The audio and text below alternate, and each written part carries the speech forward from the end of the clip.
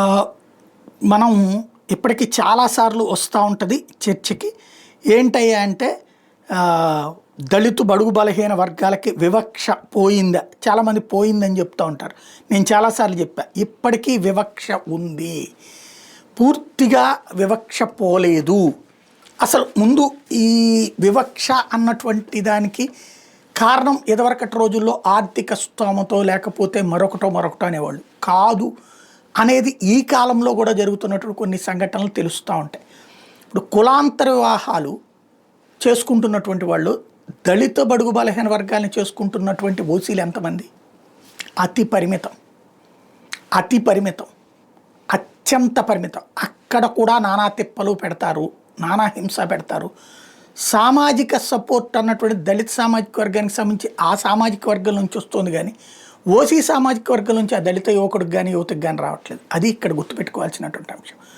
ఈ వివక్ష పోకపోతే ఈ సమాజానికి అదే పెద్ద శాపం అవుతుంది. మతాంతర వివాహాలు ఎందుకు పెరుగుతున్నాయి అంటే కులాంతర వివాహాల్ని మీరు ప్రోత్సహించకపోబట్టి జనాభా సంఖ్య హిందువులు తగ్గుతున్నారు అని ఓ పక్కన గొల్లుమంటూ ఇతర మతాలు పెరుగుతున్నారు అంటున్నటువంటి వాళ్ళు కులాంతర వివాహాల్ని ప్రోత్సహించడం లేదు. ఈ ఏదైతే కులాలకు పరంగా చూసుకుంటున్నప్పుడు ఎవరికాళ్ళు స్తోమత చూసుకున్నారు. పోనీ ఆ స్తోమతలో కూడా ఎదిగినటువంటి ఈ కుర్రోడు ప్రాణాలు తీశారు. ఇతను బడుగు బలహీన వర్గాలకు సంబంధించినటువంటి వ్యక్తి.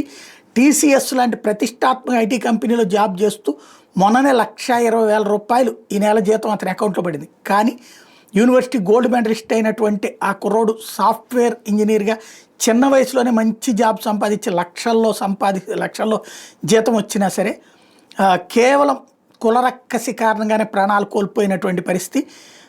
కాబోయే అత్తమామలు ఇంటికి పిలిచారని ఆనందంగా బయలుదేరితే కొడుకు శవమై వచ్చాడంటూ ఆ తల్లిదండ్రుల ఆవేదన అంతా ఇంత కాదు.